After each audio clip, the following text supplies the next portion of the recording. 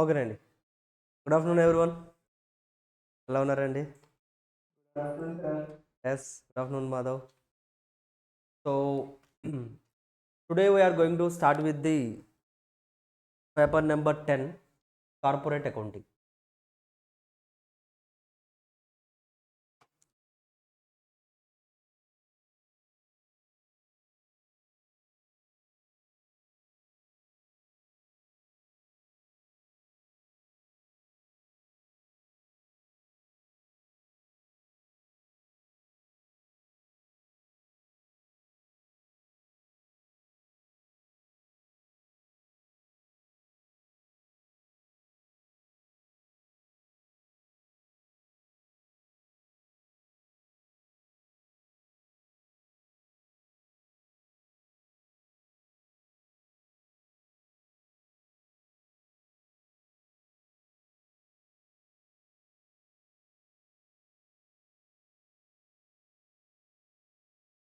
టోటల్‌గా corporate accounting it was like paper 10లో 50% will be for the corporate accounting and next 50 మీకు auditing ఉంటుందండి. So this is for 50 marks. ఓకేనా? So corporate accounting అనేది just నార్మల్‌గా అసలు కార్పొరేట్ అకౌంటింగ్ అంటే ఏంటనేది. అకౌంటింగ్ అంటే తెలుసు కదా మీకు. ఆల్రెడీ గ్రూప్ 1లో కూడా మీరు నేర్చుకున్నారు. How to do the accounting. Accounting అంటే ఏంటో తెలుసు. ఫైనాన్షియల్స్ ఎలా ఉంటాయో తెలుసు. అండ్ డిఫరెంట్ టైప్ ఆఫ్ ఎంటిటీస్‌కి you prepare the accounts. But ఇక్కడ మళ్ళీ సెపరేట్‌గా ఒక సబ్జెక్ట్ ఇచ్చేసారండి మనకి. మళ్ళీ అకౌంట్స్ అంటున్నారు. బట్ ఈసారి మనకి నార్మల్ అకౌంటింగ్ చెప్పట్లేదు. ఫైనాన్షియల్ అకౌంటింగ్ అని చెప్పట్లేదు. ఈసారి వాళ్ళు ఏమని చెప్తున్నారు? స్పెసిఫిక్‌గా కార్పొరేట్ అకౌంటింగ్ అంటున్నారు. What is mean by corporate? Corporate అంటే ఏంటి? కంపెనీ. అంతేనా? అంటే ఇప్పటి వరకు మీరు నేర్చుకున్న అకౌంట్స్ ఏదైతే ఉందో that is for the proprietorship firms. Sole ప్రొప్రైటర్స్‌కి లేకపోతే పార్ట్నర్‌షిప్ ఫర్మ్స్‌కి వాటికి నేర్చుకున్నారు మీరు. పార్ట్నర్‌షిప్ నేర్చుకున్నారా? సోల్ ప్రొప్రైటర్‌షిప్స్‌కి కూడా మీరు నేర్చుకున్నారు. అంటే ఇప్పటి వరకు మీరు నేర్చుకున్నంతా కూడా that is for the firms and proprietorships and now first time you are going to start the accounting process for the companies. ఒక కంపెనీలో అకౌంటింగ్ అనేది ఎలా చేయాలి? How the process will be and treatments ఎలా ఉంటుంది? ప్రొవిజన్స్ ఎలా ఉంటాయి? Each and everything మనం ఇక్కడ చదువుకోబోతున్నాం. ఓకేనా? అండ్ ఈ పేపర్ చాలా ఇంపార్టెంట్. ఆల్రెడీ నేను మీకు ఇంట్రడక్షన్‌లో కూడా చెప్పానండి. Like why this paper is important అంటే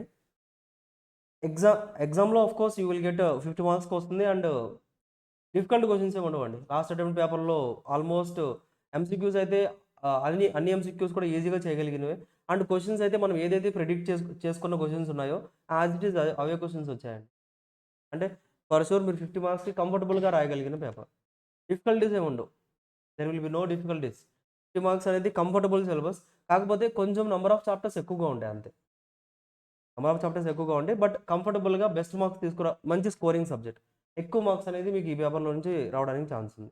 and most of the students మనకి ప్రీవియస్ అటెంప్ట్స్‌లో కూడా లైక్ 80+ మార్క్స్ అనేది మల్టిపుల్ స్టూడెంట్స్‌కి ఈ పేపర్ నుంచి అనేది రావడం జరిగింది. So that's why important from exam point of view. And ఇంకొక ఇంపార్టెన్స్ ఏంటండి అంటే this will be important for your career. ఎందుకు సార్ అంటే అల్టిమేట్‌గా when you qualified the CMA qualify అయిన తర్వాత you will join the company కదండీ! జాబ్స్‌కెళ్తారా? జాబ్స్‌కెళ్ళినప్పుడు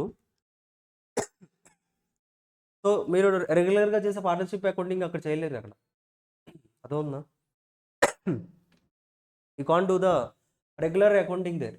రెగ్యులర్ అకౌంటింగ్ పాసిబిలిటీ లేదు.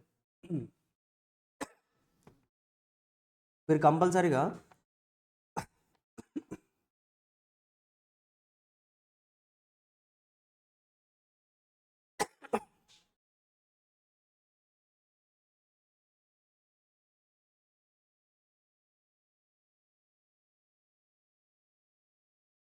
కంపెనీకంటూ సెపరేట్ అకౌంటింగ్ ఉంటుందండి. So you need to follow the company accounts.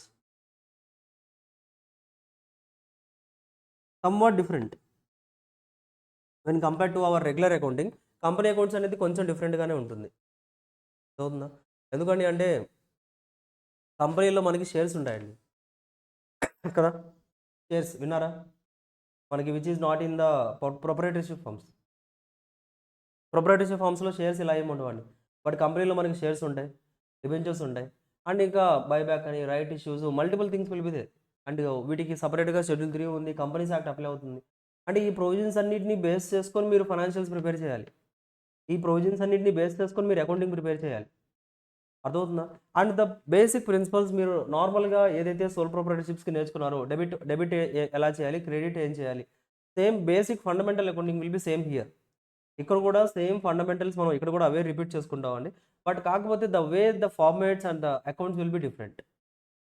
అర్థమవుతుందా? ఫార్మేట్స్ కొంచెం మారుతాయి అంతే, మిగతాదంతా సేమ్ టు సేమ్.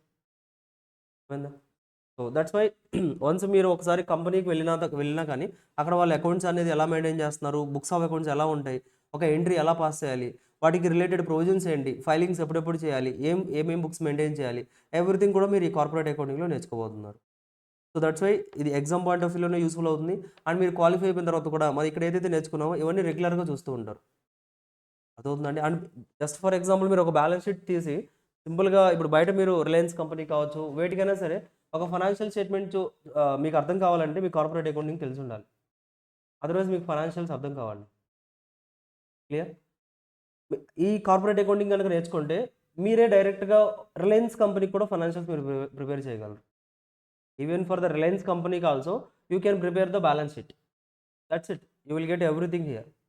స్టార్టింగ్ నుంచి ఎండింగ్ వరకు టోటల్గా ఎలా మెయింటైన్ చేయాలి, బుక్స్ ఆఫ్ అకౌంట్స్ ఏంటి, ఎవ్రీథింగ్ మనకి ఈ సిలబస్లో కవర్ చేయడం జరిగింది regarding the companies. Proprietorship firms of course ఇప్పటి వరకు మనం ఆల్రెడీ మొత్తం అవే నేర్చుకున్నాం. బట్ ఇక్కడ నుంచి మాత్రం we are starting for the company. ఓకేనా? సో అండ్ నెక్స్ట్ వన్ ఏంటండి అంటే టు గెట్ ద మార్క్స్ 50 మార్క్స్లో ఎలా చదవాలి ఏంటి. So know your syllabus. So before going to the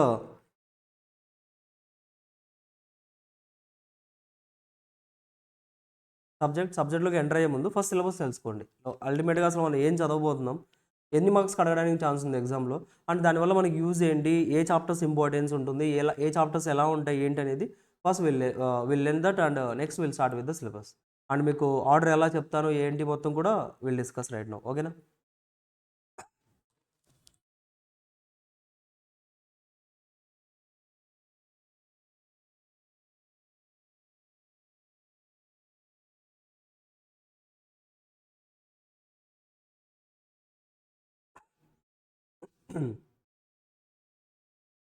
So as I said, total corporate accounting was for 50 marks. And the syllabus bifurcation will be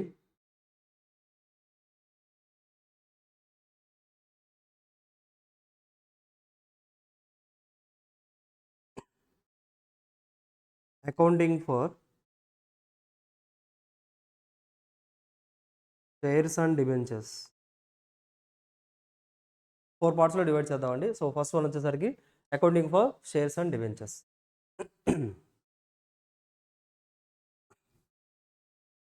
అందులో first chapter వచ్చేసరికి we have the issue and forfeiture of shares.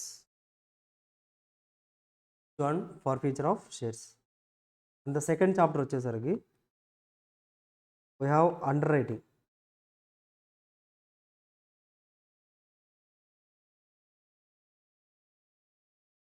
Underwriting of shares and debentures. Underwriting of shares and debentures. ఆ తర్వాత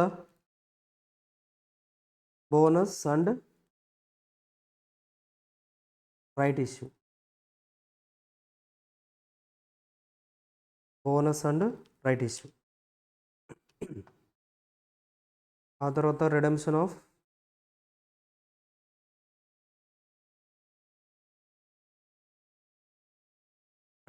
preference shares.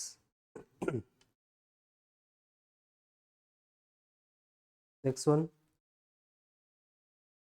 buyback of equity shares. Buyback of equity shares. And the next one వచ్చేసరికి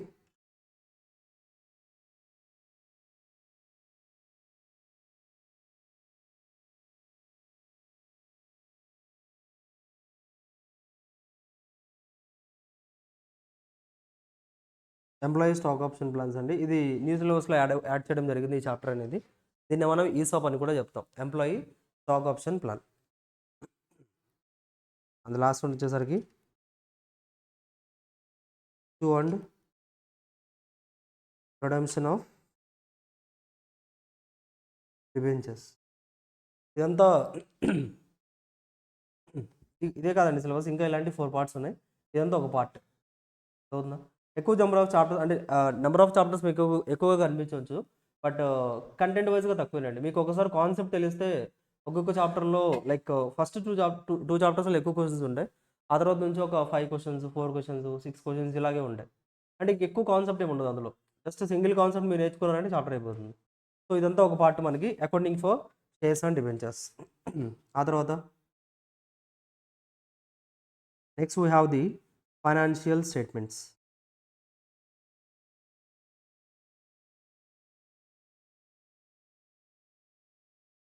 Next we have financial statements.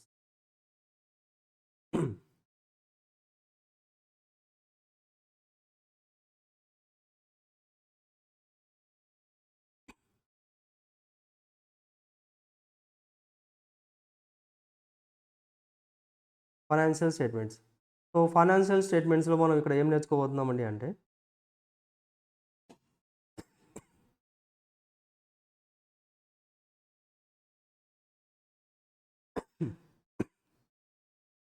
First one balance sheet, schedule 3 అండి, P&L,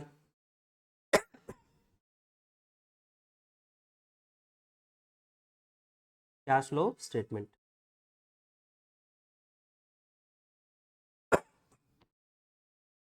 next one వచ్చేసరికి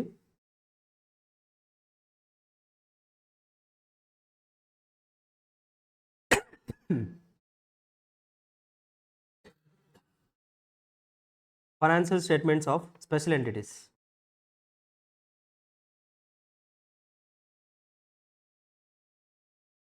financial statements of special entities. Special entities కొన్ని ఉన్నాయి, so for that financial statements కూడా మనం prepare చేయాలి.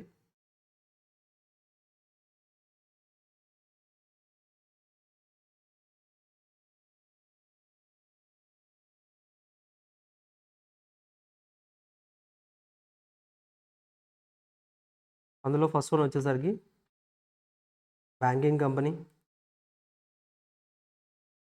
Second one insurance company, and the third one electricity company. ఈ 3 కూడా మనం ఫైనాన్షియల్స్ ప్రిపేర్ చేయాలి. బ్యాంకింగ్ కంపెనీకి సపరేట్ ఫైనాన్షియల్స్ ప్రిపేర్ చేయాలి, ఇన్సూరెన్స్ కంపెనీకి సపరేట్ ఫైనాన్షియల్స్ ప్రిపేర్ చేయాలి, ఎలక్ట్రిసిటీ కంపెనీస్ కూడా ఉంటాయండి, వాటికి కూడా సపరేట్ ఫైనాన్షియల్స్ అనేది ప్రిపేర్ చేయడం జరుగుతుంది. ఓకేనా. అండ్ లాస్ట్ వన్ వచ్చేసరికి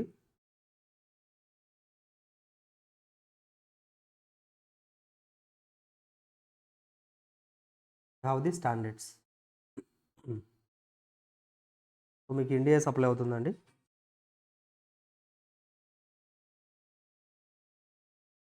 హ్యావ్ ది ఇండియాస్.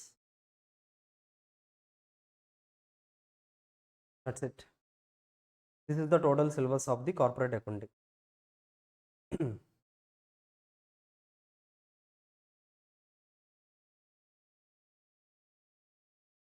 అర్థమైందండి. సిలబస్ అర్థమైందా. అకౌంటింగ్ ఫర్ షేర్స్లో 7 చాప్టర్స్ ఉన్నాయి. ఫైనాన్షియల్ స్టేట్మెంట్స్లో 3 థింగ్స్ నేర్చుకోవాలి. అండ్ తర్వాత financial statements of the special ఎంటిటీస్లో అగైన్ త్రీ కంపెనీస్ రిలేటెడ్గా ఫైనాన్షియల్స్ అనేది మనం ప్రిపేర్ చేస్తామండి. ఆ తర్వాత will do the discussion for the Indian accounting standards. New సిలబస్లో, ఓల్డ్ సిలబస్లో అకౌంటింగ్ స్టాండర్డ్స్ ఉండేవి, బట్ ఇప్పుడు అవి తీసేసి మీకు గ్రూప్ 1లో ఇచ్చారు కదా, సో ఆ తర్వాత ఇప్పుడు ఇండియాస్ అనేది నేర్చుకోండి. కోర్స్ న్యూ సిలబస్కి అందరికీ ఇండియాస్ అప్లై అవుతుంది. ఓకేనా. This is your syllabus. Exam pattern ఏంటి సార్.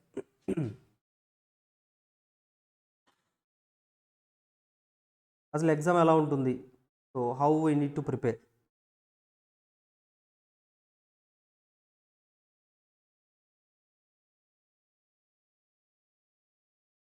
ఉండదండి, సపరేట్ ఇదంతా.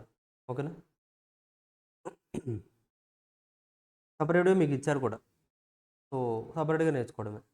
ఎక్కువే ఉండవండి, చాలా చిన్న చాలా చాలా తక్కువ పోర్షనే ఉంటుంది. So no need to worry about the accounting standards.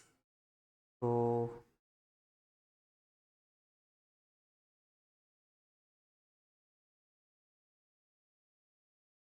So exam ప్యాటర్న్కి వచ్చేసరికి ఆల్రెడీ చెప్పాను కదండి. Like it will be of two parts కదా మనకి. కార్పొరేట్ పేపర్ నెంబర్ 10 అనేది 2 పార్ట్స్లో ఉంటుంది. So section A, section B మీకు డివైడ్ చేసి ఇచ్చేస్తారు. సెక్షన్ ఏ, సెక్షన్ బి రెండు కూడా డివైడ్ చేసి ఇవ్వడం జరుగుతుంది. మనకి సెక్షన్ ఏలో మీకు you will find out the corporate accounting అనేది ఫైండ్ అవుట్ అనేది చేస్తారండి. సో ఇందులో మనకు వచ్చేసరికి 2 పార్ట్స్ ఉంటాయి, పార్ట్ 1 అండ్ పార్ట్ 2. పార్ట్ 1లో వచ్చేసరికి you will be asked for the objectives, అంటే ఎంసీక్యూస్ అండి, ఓకేనా. అండ్ పార్ట్ 2లో వచ్చేసరికి లైక్ సబ్జెక్టివ్ క్వశ్చన్స్, అంటే లైక్ ఇక మెయిన్ క్వశ్చన్స్ వస్తాయి మనకి. సో ఆబ్జెక్టివ్లో వచ్చేసరికి you will get for 14 marks. Total 30 marks కదా మీకు ఎంసీక్యూస్ అనేది. 14 మార్క్స్ అకౌంట్స్లో నుంచి వస్తాయి. స్టార్టింగ్ మొత్తం మీకు అకౌంట్స్ ఉంటుంది, లాస్ట్ మొత్తం కూడా మీకు ఆడిటింగ్ ఉంటుంది. అది కూడా కంటిన్యూషన్గా ఉంటుంది, మీరు ఎక్కడా కన్ఫ్యూజ్ అవ్వడానికి ఛాన్స్ ఉండదు. అండ్ పార్ట్ 2 సపరేట్గా ఓన్లీ కార్పొరేట్ అకౌంటింగ్ మాత్రమే ఉంటుంది, ఓకేనా. సో కార్పొరేట్ అకౌంటింగ్లో you will get for 30 marks. So టోటల్గా 50 మార్క్స్ కంప్లీట్ అయిపోయిందండి, ఓకేనా. అయితే ఇది ఎలా వస్తుంది సార్ అంటే, క్వశ్చన్ 1లో మనకి మొత్తం ఈ ఆబ్జెక్టివ్స్ కవర్ అయిపోతాయండి. Question 2, question 3, question 4, question 5 questions అడుగుతారు. You need to write any 3. అవుతుందా? ఈచ్ క్వశ్చన్ అప్పుడు ఎన్ని మార్క్స్ అండి మనకి? 12 3s ఆర్, అంతే కదా, 36. 12 మార్క్స్ ఒక్కొక్క క్వశ్చన్ అనేది 12 మార్క్స్ ఉంటుంది. అంటే అందులో మళ్ళీ సబ్ క్వశ్చన్స్ కూడా వస్తూ ఉంటాయి. సో ఒక టోటల్గా 3 క్వశ్చన్స్ రాస్తే సరిపోతుంది. అందులో సబ్ క్వశ్చన్స్ కూడా ఉంటాయండి, 6 6 అని, లేకపోతే 7, ఇంకా లైక్ 4 అని, లేదా 7 5, అలా మీకు మిక్స్ అనేది ఎలాగైనా అడగవచ్చు. బట్ అల్టిమేట్గా pattern will be like this. Clear? ఎలా సార్, లైక్ ఇందులో ఇంపార్టెంట్ చాప్టర్స్ ఏంటి, ఎలా చదవాలి ఏంటి అనేది అండి ఎలా ఉంటుందండి. From this total portion accounting for shares and debentures ఏదైతే ఉందో, ఈ టోటల్ పోర్షన్ నుంచి there is a chance like you can get up to from 15 to 17 marks from this portion. Total 7 chapters నుంచి కూడా మీకు 15 నుంచి 17 మార్క్స్ రావడానికి ఛాన్స్ ఉంటుంది. అలాగే ఫైనాన్షియల్ స్టేట్మెంట్స్లో విల్ గెట్ 20 మార్క్స్. షెడ్యూల్ 3 ఒక డైరెక్ట్గా బ్యాలెన్స్ షీట్ ప్రిపేర్ చేసేయాలి మీరే. P&L బ్యాలెన్స్ షీట్ అడిగేస్తారు 15 మార్క్స్కి. 20 మార్క్స్కి అడిగిన ప్రాబ్లమ్స్ కూడా ఉన్నాయి, ఓకేనా. అంటే ఈ రెండు కంబైన్డ్గా ఒక క్వశ్చన్ అడుగుతూ ఉంటారు. క్లియర్? అండ్ ఆ తర్వాత మన స్పెషల్ ఎంటిటీస్ ఏవైతే ఉన్నాయో this will be asked for 6 to 8 marks. 2 2 4 4 కానీ, లేదా direct question 8 marks question from those 3. ఆ 3 నుంచి లేదా ఒక 6 మార్క్స్ అడిగేసి ఒక 2 మార్క్స్ ఎంసీక్యూ అడగడం, అలా 6 to 8 మార్క్స్ అడుగుతారండి. అండ్ ఈ ఇండియాస్ నుంచి మీకు టోటల్ ఇండియాస్ నుంచి విల్ గెట్ 5 మార్క్స్. ఇదంతా అరౌండ్, ఎందుకంటే మనకి చాయిస్ కూడా ఉంది కాబట్టి చాయిస్ కూడా కంబైన్ చేసుకుంటే ఇన్ని మార్క్స్ అనేది ఈ చాప్టర్ నుంచి అడగడానికి స్కోప్ ఉంది.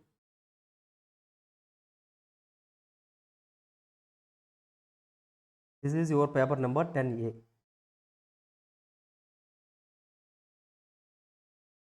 డౌట్స్ ఉన్నాయండి ఇందులో? Any queries?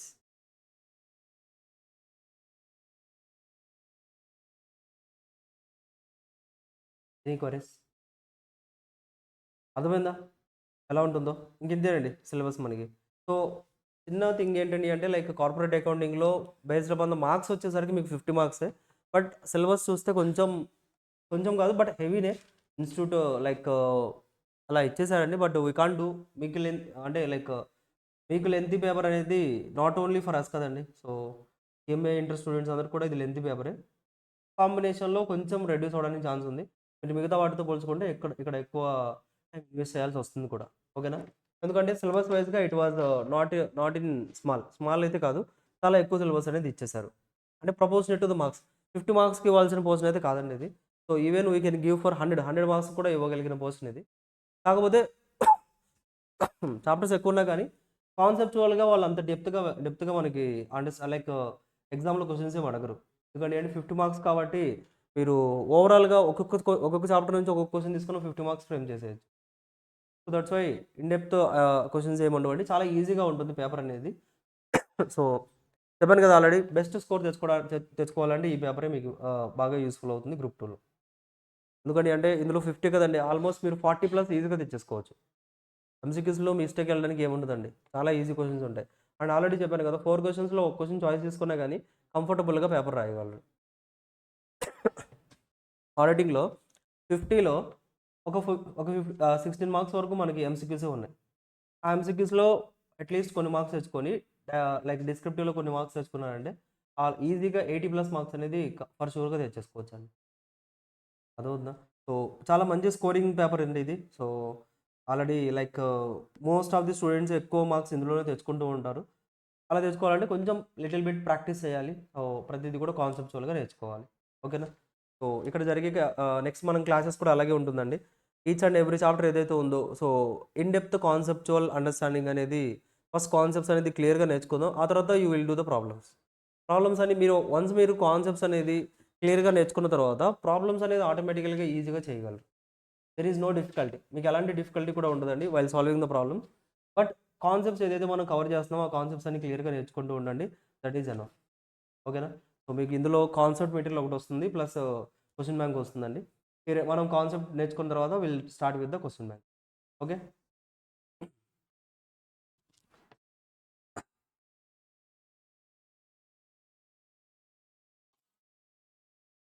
సరే, ఒక పాయింట్ చెప్పండి.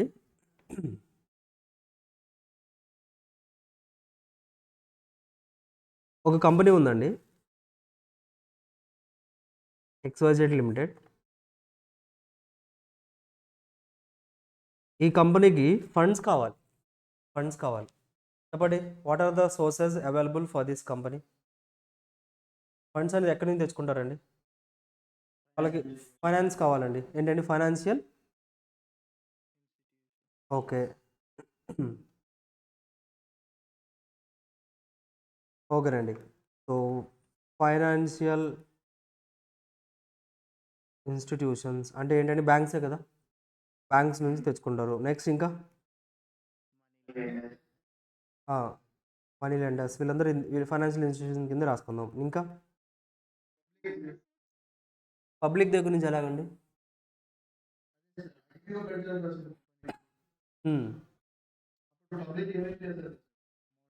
అంటే షేర్స్ ఇష్యూ చేసి, అంతే కదా? ఎస్. ఇంకా అండి? ఎగ్జాక్ట్లీ, ఇవన్నీ కూడా షేర్సేనండి. ప్రైవేట్ ప్లేస్మెంట్లో కూడా ఇచ్చేది ఏంటి? షేరే కదా. సో ప్రైవేట్ ప్లేస్మెంట్ వెళ్ళొచ్చు. ఇంకా ఐపీఓలో షేర్స్ పబ్లిక్ ఇష్యూ చేయొచ్చు. ఇవన్నీ కూడా చేయడం వల్ల you will get the funds from the public. ఇంకా అండి? డిబెంచర్స్ కూడా ఇష్యూ చేయొచ్చు. క్లియర్? అంతేనా? ఇంకేమైనా ఉన్నాయా? ఓన్ ఫండ్స్ ఉంటే ఓన్ ఫండ్స్, లేదా రిలేటెడ్ పార్టీస్ ఎవరిని ఉంటే రిలేటివ్స్ దగ్గర తీసుకుంటారు. లేదు అంటే ఫైనాన్షియల్ ఇన్స్టిట్యూషన్స్, లేదంటే షేర్స్, లేదంటే డిబెంచర్స్. బ్యాంక్ దగ్గర నుంచి లోన్ తీసుకుంటే ఎంట్రీ ఏంటి? అమౌంట్ తీసుకున్నాం మనం, ఎంట్రీ ఏంటండి? హెచ్డిఎఫ్సి బ్యాంక్ దగ్గర నుంచి మనం ఒక 100 lakhs లోన్ తీసుకున్నామండి. What is the entry you will record in your books? Bank account debit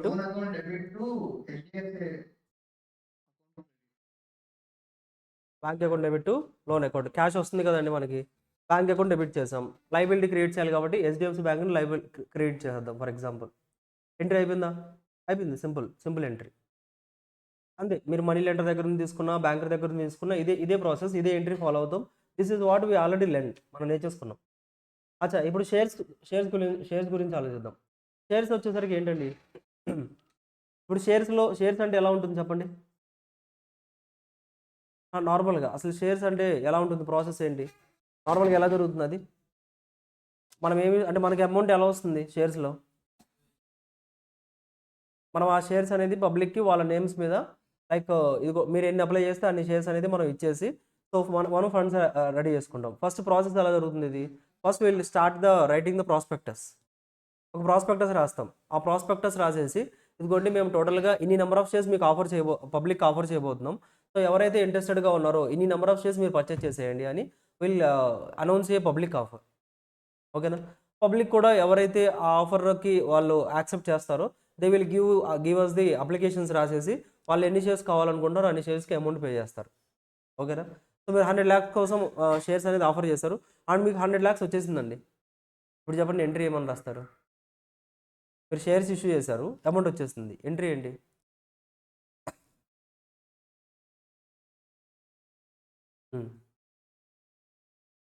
నార్మల్గా కొంచెం డిఫరెన్స్ ఉందా లేదా సేమ్ బ్యాంక్ నుంచి తీసుకున్నట్టుగానే ఉందా? ఇది కూడా కాదు డిఫరెంట్గా ఉందా? డిఫరెంట్గా ఉంది. సో అకౌంటింగ్ ట్రీట్మెంట్ కూడా డిఫరెంట్గానే ఉంటుంది. బికాజ్ ఇది రెగ్యులర్గా మీరు బ్యాంకు అమౌంట్ తీసేసుకొని లైబిలిటీ క్రియేట్ చేయట్లేదు కదా ఇక్కడ. Here we're creating something like ఒక షేర్ క్యాపిటల్ అంటున్నాం. సో వాళ్ళని ఓనర్స్ అంటున్నాం. సో అది డిఫరెంట్ కదండి. బ్యాంకర్లు ఓనరా? బ్యాంక్ దగ్గర నుంచి మీరు అమౌంట్ తెచ్చుకున్నంత మాత్రాన అతను ఓనర్ అయిపోతారండి. బట్ ఇక్కడ ఇతను ఓనర్ అయిపోతున్నారు కదా కంపెనీలో. అర్థమవుతుందా? మీకు మీరే లైఫ్ ఇప్పుడు మీరు ఒకవేళ ఫర్ ఎగ్జాంపుల్ మీరు బిజినెస్ స్టార్ట్ చేశారండి. మీరు బిజినెస్ స్టార్ట్ చేసి మీరు ఒక 10 lakhs మీ బిజినెస్లో ఇన్వెస్ట్ చేశారు. చెప్పండి మిమ్మల్ని మీరు క్రియేటర్ కింద ఫీల్ అవుతారా? అవరు కదా. We are the owners. మనం అమౌంట్ తీసుకొచ్చినంత మాత్రాన మనల్ని క్రియేటర్ అని చూపించుకోకూడదు కదా. So that's why accounting treatment మారిపోతుంది. You are giving the shares. ఇక్కడ షేర్స్ ఇస్తున్నారు అండ్ షేర్స్ ఇచ్చినప్పుడు పబ్లిక్ ఎవరైతే ఉన్నారో ఇన్వెస్టర్స్ ఎవరైతే ఉన్నారో now they are becoming the owners of the company. Owners కింద మారినప్పుడు లైక్ వాళ్ళని ఎలా ట్రీట్ చేయాలి, బుక్స్లో ఎలా రికార్డ్ చేయాలి ఏంటి అనేది ఈ టోటల్గా ఫస్ట్ చాప్టర్ మొత్తం ఇదే ఉంటుందండి. Issue and forfeiture of the shares. షేర్స్ని ఎలా ఇష్యూ చేసినప్పుడు ఎంట్రీస్ ఎలా రికార్డ్ చేయాలి. ఫర్ ఫ్యూచర్ అనేది ఒక సపరేట్ కాన్సెప్ట్. ఫర్ ఫ్యూచర్ చేసినప్పుడు ఎంట్రీస్ ఎలా రికార్డ్ చేయాలి. సో టోటల్గా ఈ ఫస్ట్ పార్ట్ అంతా కూడా mostly it will depend upon your journal entries. మొత్తం కూడా జర్నల్ ఎంట్రీస్ మీద డిపెండ్ అయి ఉంటుందండి. Almost 15 to 17 marks. అర్థమవుతుందా? సో దట్స్ వై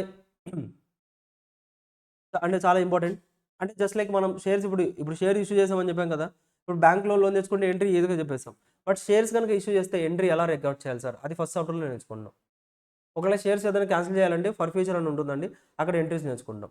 మనం షేర్స్ ఇష్యూ చేయాలంటే డైరెక్ట్గా మనమే పబ్లిక్కి వెళ్ళి చెప్పొచ్చు. ఒకవేళ మీరు ఇప్పుడే కంపెనీ స్టార్ట్ చేశారు, మీ కంపెనీ గురించి అసలు పబ్లిక్లో ఎవరికి తెలియదండి. అప్పుడు మనం ఏం చేయొచ్చు, కొంతమందిని మీడియేటర్ని అపాయింట్ చేయొచ్చు. అండర్ రైటర్స్ అంటారు బ్రోకర్స్. వాళ్ళు మన షేర్స్ తీసుకెళ్ళి వాళ్ళు సేల్ చేస్తూ ఉంటారు. అర్థమవుతుందా? అంటే అతనికి మార్కెట్లో నేమ్ ఉంది, అతను మన షేర్స్ తీసుకెళ్ళి పబ్లిక్కి సేల్ చేస్తారు. అలాంటప్పుడు మనం ఎంట్రీస్ ఎలా రికార్డ్ చేయాలి, దాన్ని under writing of shares and debentures will learn in that chapter. ఆ తర్వాత షేర్స్ అంటే మనం బోనస్ షేర్స్ కూడా ఇష్యూ చేస్తాం. తెలుసా అండి? లాలో నేర్చుకున్నారా? బోనస్ షేర్స్, తర్వాత బోనస్ అండ్ రైట్ షేర్స్ నేర్చుకున్నాం కదండి. సో బోనస్ షేర్స్ కావచ్చు, రైట్ షేర్స్ కానీ ఇచ్చినప్పుడు ఎంట్రీస్ ఎలా రికార్డ్ చేయాలి. బోనస్ షేర్స్లో మీ దగ్గర ఫండ్స్ రావట్లేదు కదా, లైక్ యు ఆర్ గివింగ్ ఫ్రీగా షేర్స్ ఇస్తున్నారు. అకౌంట్ ట్రీట్మెంట్ ఎలా చేయాలి నేర్చుకుంటాం. రైట్ షేర్స్ అక్కడ మీరు లాలో ఏదైతే కాన్సెప్ట్స్ నేర్చుకున్నారో షేర్ క్యాపిటల్లో ఆల్మోస్ట్ ఈ 15 to 17 మార్క్స్ మీరు అది నేర్చుకుంటే చాలండి.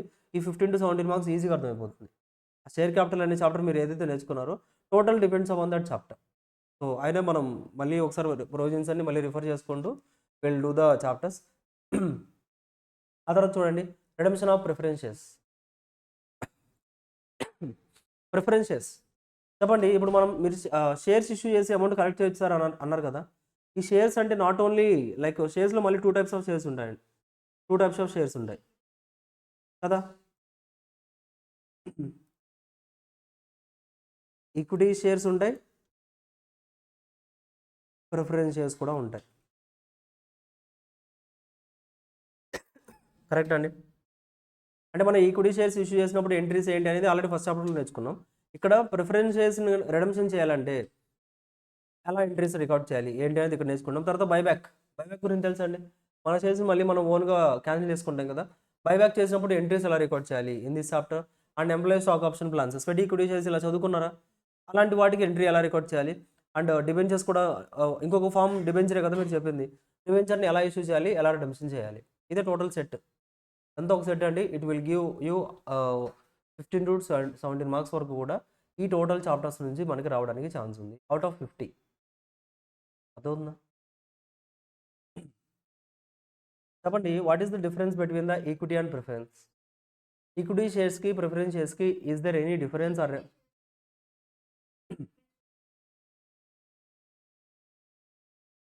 ఇంకా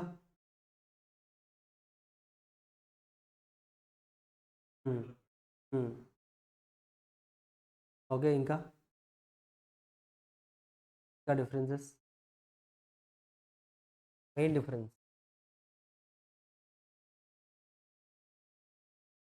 అచ్చా, నేను చెప్తాను. ఓటింగ్ పవర్ ఎవరికి ఉంటుందండి? ప్రిఫరెన్సెస్ ఉండదా ఓటింగ్ పవర్? నార్మల్గా ఉండదు. కొన్ని 2 ఎక్సెప్షనల్ కేసెస్ ఉంటాయి.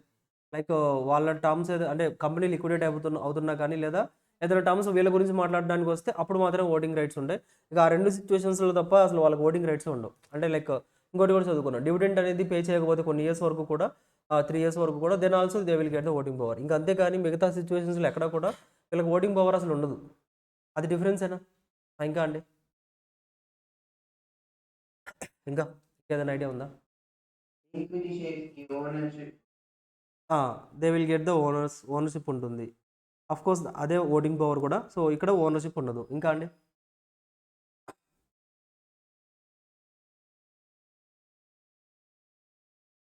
అచ్చా, రిడెంప్షన్ అంటే ఏంటి? What is mean by redemption? Redemption pay చేయడం. అచ్చా, రిడెంప్షన్ ఆఫ్ ప్రిఫరెన్స్ షేర్స్ అంటే ఏంటండి?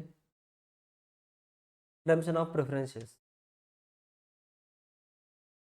వాళ్ళ అమౌంట్ వాళ్ళకి రీపే చేయడం, అంతే కదా? రిడెంప్షన్ అంటే ఏంటండి అంటే రిడీమ్ చేయడం. రిడీమ్ అంటే ఏంటండి, మనం లైక్ రీపే బ్యాక్, వాళ్ళ అమౌంట్ వాళ్ళకి రీపే చేస్తున్నాం. మీకు కోడ్స్ వస్తూ ఉంటాయి. ఏంటండి? ఎగ్జాక్ట్ బైబ్యాక్ కాదు. రిడెంప్షన్ అంటే ఏంటి? మనం ఇప్పుడు ఫర్ ఎగ్జాంపుల్ అమౌంట్ కావాలని తెచ్చుకున్నామా, పబ్లిక్ దగ్గర నుంచి ప్రిఫరెన్స్ షేర్స్ ఇష్యూ చేశారు, వాళ్ళ దగ్గర నుంచి అమౌంట్ కలెక్ట్ చేశారు, మళ్ళీ వాళ్ళ అమౌంట్ని వాళ్ళని పే చేయడానికి మనం రిడెంప్షన్ ఆఫ్ ప్రిఫరెన్స్ షేర్స్ అంటాం, రిడెంప్షన్ చేయడం అంటాం. ఇప్పుడు చెప్పండి, రిడెంప్షన్ అనేది ఈక్విటీ షేర్స్కి చేయాలా చేయకూడదా? ప్రిఫరెన్స్ షేర్స్కి చేయాలా చేయకూడదా? రిడెంప్షన్ ఎవరికి చేయాలి? ఈక్విటీకి. అంటే ఇప్పుడు ఈక్విటీ షేర్ హోల్డర్స్ దగ్గర నుంచి తెచ్చుకున్న అమౌంట్ మీరు ఎప్పుడూ రీపే చేయరండి, ఇంకా ఎప్పటికీ చేయరా? చేయొచ్చా అండి? ఎప్పుడు?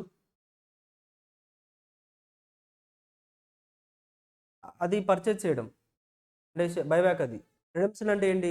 మీరు ఇచ్చిన అమౌంట్ మొత్తం మీకు ఇచ్చేసేయడం, అంటే బైబ్యాక్ కాకుండా చెప్పండి. నార్మల్గా ఈక్విటీ షేర్స్కి రిడెంప్షన్ పాసిబిలిటీ లేదు. Once they are equity share holders, life time equity share holders. అర్థవుతుందండి? వాళ్ళకి అసలు మళ్ళీ వాళ్ళ అమౌంట్ వాళ్ళకి రీఫండ్ ఇవ్వాల్సిన అవసరం లేదు. ఆ అమౌంట్ ఇప్పుడు అదేంటి సార్, మరి మేము డైలీ షేర్స్ కొంటున్నాం, పర్చేజ్ చేస్తున్నాం, సేల్ చేస్తున్నాం కదా అంటే, మీరు జస్ట్ స్టాక్ ఎక్స్చేంజ్లో పర్చేజ్ చేస్తున్నారండి. You are purchasing in the stock exchange, not in the real company. Real కంపెనీలో ఒరిజినల్ షేర్ హోల్డర్ లిస్ట్ ఒకటే ఉంటుంది. It won't change. మీరు పర్చేజ్ చేసినంత మాత్రాన ఆ రిజిస్టర్లో మీ నేమ్ వెళ్ళదు. ఆ ఒరిజినల్ షేర్ హోల్డర్స్ ఒకళ్ళే ఉంటారు. That will be controlled by the మధ్యలో బ్రోకర్స్ వీళ్ళందరూ ఉంటారు కదా, వాళ్ళు కంట్రోల్ చేస్తూ ఉంటారు ఆ నేమ్స్ని, ఎవరి నేమ్ యాడ్ చేయాలి, ఎవరి నేమ్ రిమూవ్ చేయాలనేది. బట్ ఇన్ జనరల్గా మీరు ట్రేడింగ్ చేస్తున్నారు. అంటే మార్కెట్ అదొక సపరేట్ మార్కెట్. స్టాక్ ఎక్స్చేంజ్లోకి వెళ్ళి మీరు బయింగ్ అండ్ సెల్లింగ్ ఒక ట్రేడింగ్ యాక్టివిటీలో ఇన్వాల్వ్ అవుతున్నారు, కానీ కంపెనీలో మెంబర్ కాదు. అర్థమవుతుందా? కంపెనీలో ఒరిజినల్ షేర్ హోల్డర్ అనేది కాదండి. సో దట్స్ వై మీకు ఏంటంటే అంటే రిడెంప్షన్ అనేది not possible in the equity share holders. అంటే మీరు వన్స్ కంపెనీలో అమౌంట్ ఇన్వెస్ట్ చేశారంటే ఇక మళ్ళీ తీసుకెళ్ళడానికి ఛాన్స్ లేదు, because you are the owner. మీరు ఓనర్ అని చెప్పి మీకు ఒక ప్రివిలేజ్ ఇచ్చామా, ఓనర్ అని ప్రివిలేజ్ ఇచ్చినప్పుడు మళ్ళీ మీరు ఒక 1 మంత్ తర్వాత వచ్చి నా డబ్బులు నాకు ఇవ్వండి సార్ అని అడుగుతారా? యు ఆర్ ద ఓనర్ అండి. ఓనర్ ఎలా ఉండాలి చెప్పండి? ఓనర్ ఒక 100 lakhs అమౌంట్ ఇన్వెస్ట్ చేశారండి, అతను ఏం చేయాలి? ఏం ఎక్స్పెక్ట్ చేస్తారు? ఓనర్ అనే పర్సన్ ప్రాఫిట్స్ ఎక్స్పెక్ట్ చేయండి చాలు. ఆ 100 lakhs ఎందుకు ఇచ్చారు మీరు? You are taking the ownership తీసుకున్నారు కదా, ఆ 100 lakhs ఎందుకు ఇవ్వాలి కంపెనీకి? 100 lakhs ఇచ్చి మీరు ఏం చెప్తున్నారండి అంటే, మిస్టర్ కంపెనీ, నేను మీ కంపెనీలో 100 lakhs ఇన్వెస్ట్ చేస్తున్నాను, ఇప్పుడు నేను కూడా ఓనర్షిప్లో ఒక పార్ట్ తీసుకుంటున్నాను, ఓనర్షిప్లో నాకు కూడా కొంత షేర్ వచ్చింది, because I'm a share holder అనే నేమ్ అలాగే వచ్చిందండి. టోటల్ ఓనర్షిప్లో అందరూ కూడా కొంత కొంత షేర్ తీసుకుంటున్నారు కాబట్టి you will be called as share holder. So నేను మీ కంపెనీలో ఒక 100 lakhs ఇన్వెస్ట్ చేసి నేను ఒక షేర్ హోల్డర్ అవుతున్నాను, నేను కూడా ఒక ఓనర్ అవుతున్నాను. 100 lakhs తీసుకోండి, బిజినెస్ చేయండి, ప్రాఫిట్స్ తీసుకురండి. That is enough for me, because I'm also owner. మళ్ళీ నా అమౌంట్ నాకు ఇవ్వాల్సిన అవసరం లేదు, బిజినెస్ చేసుకోండి. అర్థమవుతుందా? ఎలా సార్ మరి బెనిఫిట్ ఏంటంటే అతనికంటే ప్రాఫిట్స్ ఎక్కువగా వస్తూ ఉంటే డివిడెండ్ వస్తూ ఉంటుందా? డివిడెండ్స్ కావాలనుకుంటే డివిడెండ్ ఇష్యూ చేస్తూ ఉంటారు. లేదా మార్కెట్‌లో షేర్ ప్రైస్ ఇంక్రీజ్ అవుతుంది కదా! అతను మార్కెట్‌లోకెళ్ళి సేల్ చేసుకున్నా గాని అతనికి హైయెస్ట్ వాల్యూ వస్తుంది. అర్థమవుతుందా అండి? సో, దట్స్ వై అతని అమౌంట్ అతనికి ఎక్కడ రిడెంప్షన్ అనేది పాసిబిలిటీ ఉండదు for the equity share holders. For preference share హోల్డర్స్‌కి వాళ్ళ అమౌంట్ వాళ్ళకి కంపల్సరీగా after some prescribed time period కంపల్సరీగా రిడెంప్షన్ చేయాలి. అది మ్యాండేటరీ. అర్థమవుతుందా? That is mandatory. ఇంకా వీళ్ళకెప్పుడు ఇంకా ఇంకా ఇంకేంటి సార్ ఇంకా వీళ్ళ అమౌంట్ పోయినట్టేనంటే బట్ లాస్ట్ ఒకవేళ కంపెనీ గనుక క్లోజ్ అవుతుంది. ఇంకా లిక్విడేట్ అయిపోతుంది. కంపెనీ క్లోజ్ అవుతుంది అంటే దెన్ మన దగ్గర ఎవరైతే మెంబర్స్ ఉన్నారో అందులో నుంచి కొంత అందరికి పే చేసిన తర్వాత ఇంకా ఏదైనా ఫండ్స్ మిగిలాయనుకోండి. అప్పుడు మీ ఈక్విటీ షేర్ హోల్డర్స్ ఎవరైతే ఉన్నారో వాళ్ళందరికీ పంచేస్తాం. అర్థమవుతుందా? ఇప్పుడు ఫర్ ఎగ్జాంపుల్ కంపెనీ ఉందండి. కంపెనీ క్లోజ్ చేసేస్తున్నాం మనం. We are closing the company. ఎందుకు లిక్విడేట్ మేబీ లాసెస్ వచ్చిందో ఇక కంపెనీలో ఎవరు వర్క్ చేయాలనుకోవట్లేదు. So that's why company was liquidated. Company liquidate అయిపోతుంది. అయితే లిక్విడేట్ అయిపోయేటప్పుడు కంపెనీ దగ్గర అసెట్స్, క్యాష్ బ్యాలెన్స్ చాలా ఉంటాయి కదండీ! అవన్నీ సేల్ చేస్తే మనకి 100,00,000 వచ్చింది. ఆ 100,00,000 నుంచి ఫస్టు క్రెడిటార్స్ ఎవరైతే ఉన్నారో వాళ్ళ అమౌంట్ వాళ్ళకి ఇచ్చేసేయండి. క్రెడిటార్స్ ఫర్ ఎగ్జాంపుల్ 50,00,000 ఉన్నారు. 50,00,000 పే చేయండి. ఇంకా 50,00,000 ఉన్నాయి మన దగ్గర. ఈ 50,00,000లో నెక్స్ట్ ప్రిఫరెన్స్ షేర్ హోల్డర్స్‌కి ఇవ్వండి. బికాజ్ వీళ్ళు ఇంపార్టెంట్ కదండీ! ఫస్ట్ ప్రిఫరెన్స్ వాళ్ళకే ఇవ్వాలి మనం. సో, ప్రిఫరెన్స్ షేర్ హోల్డర్స్ ఒక 20 ఉన్నారా? 20 పే చేయండి. ఇంకా 30,00,000 ఇంకా మిగిలిందా? ఇంకా మిగిలింది equity share holders. Equity share holders యాక్చువల్‌గా 75,00,000 ఉన్నారు. కానీ 30,00,000 ఉంది కదా! ఈ 30,00,000ని వాళ్ళందరికీ డివైడ్ చేయండి కొంచెం కొంచెం. అంతే. Because you are the owner అండి. ప్రాఫిట్స్ వచ్చినప్పుడు ఎంజాయ్ చేశారు కదా! లాస్ వచ్చినప్పుడు కూడా మీరే బేర్ చేయాలి. అర్థమవుతుందా? Like this equity share holders యొక్క ప్రాసెస్ ఇలా ఇలా స్టార్ట్ అవుతుంది. ఇలా ఎండ్ అవుతుంది. అర్థమవుతుందా? దెర్ ఈస్ ఏ ఆహ్, multiple differences between the equity and preference అండి. ఈక్విటీకి, ప్రిఫరెన్స్‌కి చాలా డిఫరెన్సెస్ ఉన్నాయి. క్లియర్ అండి? అర్థమవుతుందా? సో, వాళ్ళకి రిడెంప్షన్ పాసిబిలిటీ ఉంటుంది. వీళ్ళకి రిడెంప్షన్ ఉండదు. They are the life time members అంతే ఇంకా. క్లియర్? ఏదైనా డౌట్స్ ఉన్నాయా ఇందులో? అర్థమైందా? సో, ఫస్ట్ మనం స్టార్టెడ్ విత్ ద కంపెనీకి ఫండ్స్ ఎక్కడి నుంచి వస్తాయి. సో, కంపెనీకి ఫండ్స్ అనేది మల్టిపుల్ వేస్ చెప్పారు మీరు. సో, అందులో ఫైనాన్షియల్ ఇన్‌స్టిట్యూషన్స్ ఏదైతే ఉందో that is already covered. Entry ఏం లేదండి అక్కడ. Bank account debit creditor. That's it simple. ఓకేనా? మనం ఎవరికి పే చేయాలో వాళ్ళని క్రెడిట్ చేస్తాం అయిపోయింది. అది బేసిక్ ఎంట్రీ. అక్కడ మనం అసలు ఎక్కడా కూడా అకౌంటింగ్ నేర్చుకోవాల్సిన అవసరం లేదు ఇక్కడ. ఎందుకంటే మనకి ఇదంతా తెలిసిన అకౌంటింగే. మళ్ళీ సెపరేట్‌గా మీరు ఈ సబ్జెక్ట్‌లో నేర్చుకోవాల్సిన అవసరం లేదు. మీరు నేర్చుకోవాల్సింది ఏంటండి అంటే ఈ షేర్స్ అండ్ డిబెంచర్స్ ఏదైతే ఉన్నాయో వీటికి అకౌంటింగ్ ట్రీట్మెంట్ అనేది ఎలా చేయాలి? బికాజ్ సమ్‌వాట్ డిఫరెంట్‌గా జరుగుతుంది ఇక్కడ. ఏదో ఓనర్‌షిప్ వస్తుంది. షేర్స్ అంటున్నాం మనం. సో, అమౌంట్ కలెక్ట్ చేస్తున్నాం. So, some different things is happening here కాబట్టి అకౌంటింగ్ ట్రీట్మెంట్ కూడా డిఫరెంట్‌గా ఉంటుంది ఇక్కడ. ఓకేనా? ఆ అకౌంటింగ్ ట్రీట్మెంట్ ఎలా చేయాలి? ఏంటి అనేదే ఈ టోటల్ పార్ట్ మొత్తం కూడా. ఈ టోటల్ పార్ట్ ఏదైతే ఉందో this is all about the accounting treatment of the shares and debentures. Heading అదే పెట్టాం మనం. Accounting for the shares and debentures. Bank already నేర్చేసుకున్నారు కాబట్టి షేర్స్‌కి, డిబెంచర్స్‌కి అకౌంటింగ్ మొత్తం కూడా మనం ఈ పార్ట్‌లో నేర్చుకుంటాం. ఓకేనండి. So, the syllabus will be like ఎలా ఉంటుందండి అంటే so, will follow the same order అండి. ఇక్కడ ఏదైతే మనం ఆర్డర్ రాసుకున్నామో మాక్సిమం ఇదే ఆర్డర్ ఫాలో అవుతాం. అండ్ వన్స్ అంటే ఇదంతా ఒక పార్ట్. ఈ పార్ట్ అనేది కంప్లీట్ అయ్యేంత వరకు కూడా మనం ఈ చాప్టర్సే కంప్లీట్ చేస్తూ ఉంటాం. మేబీ ముందు ఒకటి అలా అలా తీసేసుకుంటూ ఉంటాం కానీ బట్ ఫస్ట్ మనం ఈ పార్ట్ కంప్లీట్ చేసేస్తాం. ఓకేనా? Next we're going to cover the financial statements. On the next, we are going to start with special entities. On the last, we'll do the details. Okay, na? This is the structure how we'll go through. And tomorrow class lo we are going to start with the first chapter అండి. Issue and forfeiture of shares. Most important chapter in the total topic. And total మనకి almost 15 to 17 మార్క్స్లో మ్యాండేటరీగా 7 to 8 marks question ఆ first chapter నుంచే ఉంటుందండి. మ్యాండేటరీగా వస్తూనే ఉంటుంది. ఎందుకంటే like మనకి ఎక్కువ కాన్సెప్ట్స్ అండ్ ఎక్కువ ఎంట్రీస్ మనం అక్కడే నేర్చుకోబోతున్నాం. Because that is the base chapter. మీకు ఆ బేసిక్ చాప్టర్ అర్థమైపోతే ఆల్మోస్ట్ ఇక నెక్స్ట్ 3-4 చాప్టర్స్ మీకు అర్థమైపోయినట్టే. ఫస్ట్ చాప్టర్ మీకు అర్థమైపోతే it is easy to understand for the next 3-4 chapters.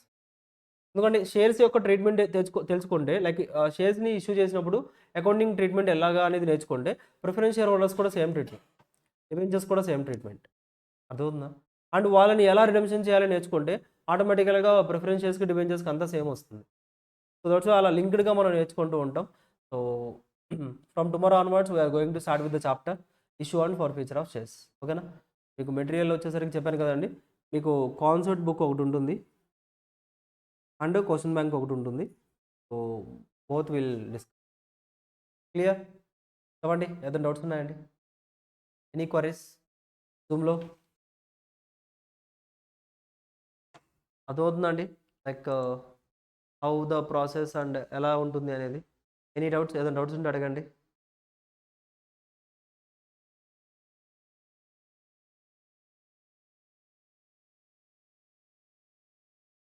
Clear?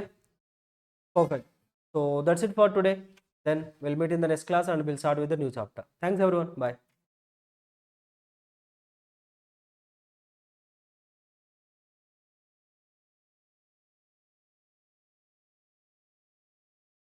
Recording stop.